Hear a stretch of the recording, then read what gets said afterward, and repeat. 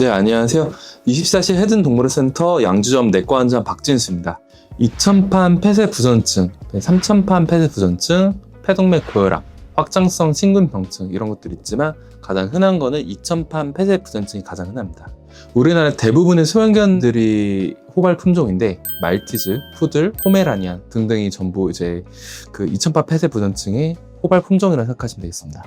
심장병의 증상으로는 운동불내성이라고 해서 조금만 움직여도 쉽게 지치거나 또는 호흡 불량, 호흡을 힘들어하거나 또는 개고흡을 하거나 또는 기침을 하거나 아니면 기절같이 애기가 쓰러지거나 또는 복부가 빵빵해지는 복수같이 하거나 이런 여러 가지들이 있습니다. 네, 기본 신체 검사부터 먼저 실시해야 되는데 먼저 청진을 통해서 아이가 심장 잡음이 있는지 또 잡음의 위치가 심장 쪽의 어디 부분에서 더 크게 들리는지 체크해야 되고 추가적으로 폐음을 들어서 폐 쪽에 폐 잡음 같은 것들이 있는지도 먼저 확인하게 됩니다. 그 이후에는 영상검사를 실시하게 되는데 흉부 방사선을 통해서 심장의 사이즈가 얼마나 커져 있는지 또는 폐 쪽에 폐활 밀도가 변했는지를 확인하게 되고 심장 초음파를 통해서 심장에 지금 혈액형 문제가 어떤 부분이 있는지 어떤 부분 사이즈가 커졌는지 압력이 높아졌는지 구조가 어떤 변화인지 이런 것들을 확인하게 됩니다. 추가로 심전도 검사를 할 수도 있고 혈액 검사를 통해서 심장 관련된 지표들을 검사를 하게 됩니다. 강아지 심장병은 LCVM 스테이지에 따라서 스테이지 A부터 스테이지 D까지 나눌 수가 있고 각각 A, B1, B2, C, D 이렇게 나눌 수가 있습니다. A 같은 경우에는 실제 심장병은 없지만 심장병의 호발 품종들이 A에 속하게 되고요.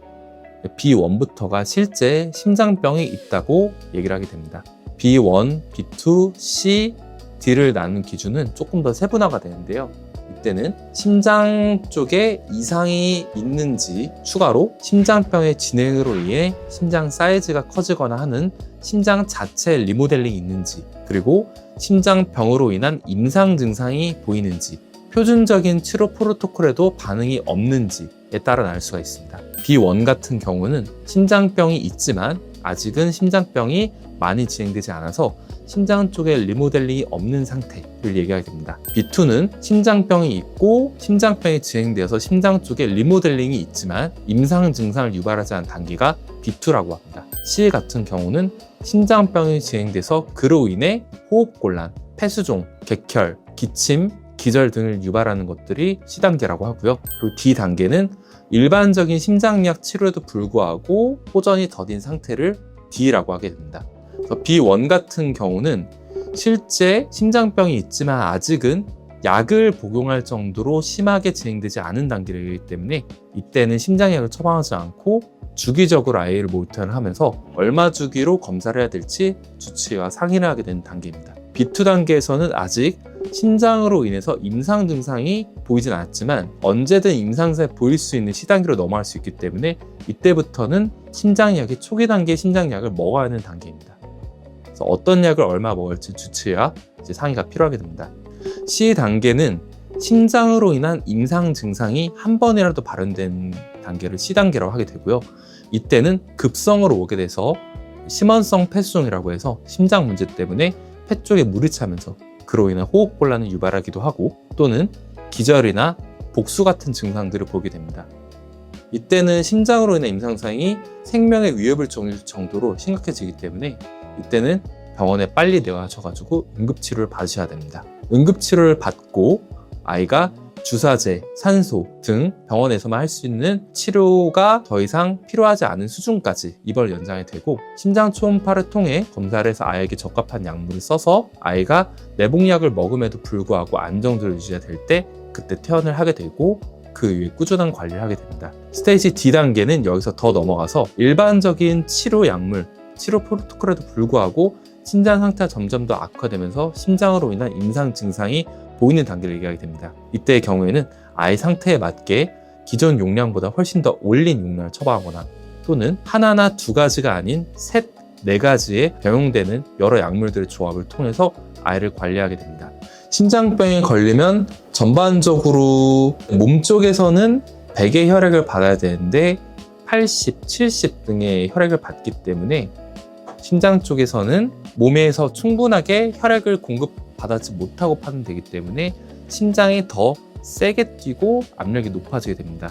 그로 인한 2차적인 고혈압들이 먼저 발생될 수 있고요. 그리고 나중에 심장 약물을 쓰게 됐을 때 이뇨제를 쓴 시점부터는 신장으로 가는 혈액 쪽에 관류량이 줄기 때문에 심장 쪽에 계속 손상을 주게 되고 이로 인해서 2차적인 심부전이 발생될 수 있습니다. 또한 혈액 관류가 잘 안 되면서 다른 장기 쪽에 허혈적 손상을 유발하기 때문에 2차적인 췌장염 등도 같이 올 수가 있습니다. 심장병의 치료 및 모니터링은 심장병의 단계에 따라 달라지게 됩니다. B1 같은 경우에는 아직 치료가 필요하지 않은 시점이기 때문에 이때는 심장약을 적용하지 않고, 그리고 이때부터는 아직 리모델링이 확연하게 일어나지 않기 때문에 시기 제한이 그렇게 엄격하게 들어가진 않아도 되는 시점입니다. 다만 이 진행 속도에 따라서 어떤 아이들 같은 경우에는 이때부터 전하트륨식이라든지 또는 심장 보제 등의 보조적인 식이 관리가 추천되기도 합니다. 스테이지 B2 단계부터는 심장약의 복용이 필요한 단계입니다. 이때부터는 심장 상태에 따라서 초기 단계 강심제나 또는 혈관 확장제 또는 혈관 조절하는 혈압약 이런 것들을 먹게 되고, 이때부터는 고나트륨이 아이에게 미친 양이 꽤나 커진 단계이기 때문에 이때부터는 전하트륨식이나 또는 심장 쪽에 보호가 될 수 있는 심장 처방식으로 전환이 추천되고, 이때는 심장을 보호해줄 수 있는 심장 보조제 복용도 추천이 되게 됩니다. 스테이지 C부터는 심장으로 인해서 임상 증상이 본격적으로 보이는 단계이기 때문에 이때는 심장약의 꾸준한 복용이 필요하게 됩니다.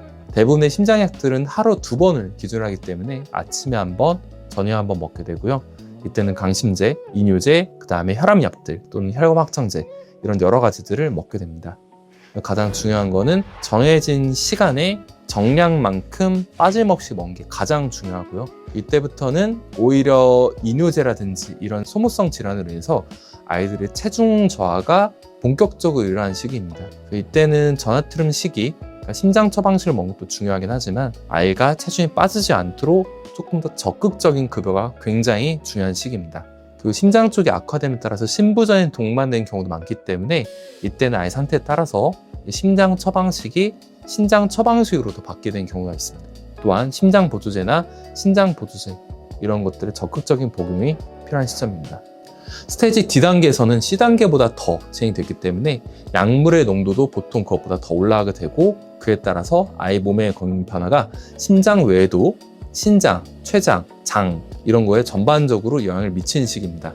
그에 따라서 만성 소모성 질환이 더 심해지면서 체중이 더 저하되고, 체중이 저하된 것 자체가 심장병의 악화 요인 중 굉장히 크게 영향을 끼치기 때문에 이때부터는 더더욱 체중 저하가 되지 않도록 충분하게 많이 먹이고, 심장의 용량도 많이 올라가면서 이뇨제 등의 용량이 올라가면서 아이들 배뇨량도 늘어나기 때문에 그걸 보완해 줄 수 있는 음수량의 적극적인 증량도 필요하게 됩니다. 심장병 환자가 모니터해야 될 것 중 가장 중요한 거는 호흡입니다. 호흡이라고 하면 호흡수가 빠른 빈호흡도 있지만 그보다 아이가 평상시와 다른 호흡 패턴을 보이는지가 더 많이 중요하다고 볼 수 있습니다. 이제 아이들에 따라 이제 기침을 하거나 또는 호흡을 굉장히 가쁘게 쉬거나 또는 개고흡을 하거나 또는 거친 숨소리가 있거나 아니면은 엎드려서 목을 길게 빼거나 또는 옆으로 누워서 숨을 가쁘게 쉬거나 하는 여러 가지 형태가 있지만, 기본적인 것들은 아이가 호흡에만 집중하는 모습인지가 많이 중요하다고 볼 수 있습니다. 그래서 아이가 평상시 아이의 모습과 뭔가 다르다고 느끼시는 게 중요하고, 또 아이들마다 심장병의 전조 증상인 호흡곤란 형태가 다 다르게 나오기 때문에 한번 그런 걸 겪은 경우에는 아이가 이런 모습일 때 심장병이 왔었구나 를 꼭 기억해 주시면 좋을 것 같습니다. 그 외에도 운동 능력이 평소처럼 운동했음에도 불구하고 쉽게 지친다든지 또는 기운이 없다든지 또는 식욕이 떨어진다든지 또는 기침을 많이 한다든지 기절을 한다든지 또는 배가 많이 빵빵해진지 보는 것도 중요한 모니터링 지표 중 하나입니다.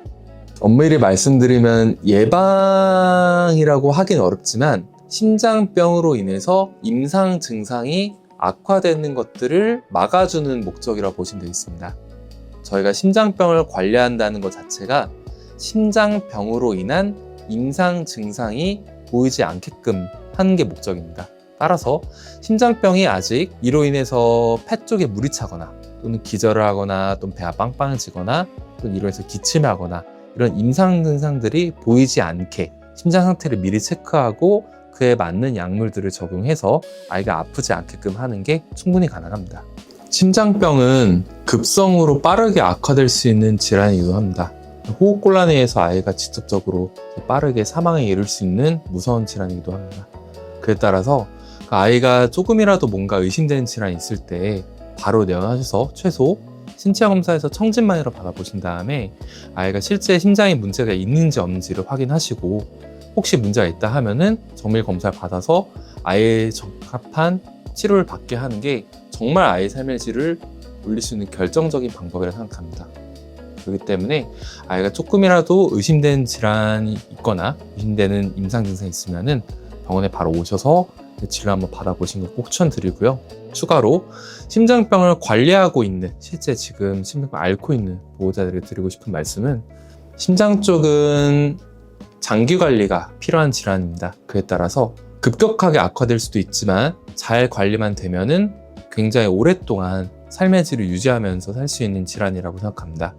때문에 급격하게 나빠지는 아이의 호흡 상태나 아이가 안 좋은 부분을 주의 있게 관찰하고 병원에 바로 오셔야 되는 것도 맞긴 하지만 때로는 아이가 내가 조금이라도 아이를 놓치게 되면은 아이가 안 좋아할 수 있는 불안과 압박 때문에 이런 아이에 대한 치료 쪽에 너무 매몰되어 아이와 함께 할 수 있는 즐거운 시간조차 어려운 치료 때문에 너무 힘들게 생각하시는 경우가 있는 것 같아요.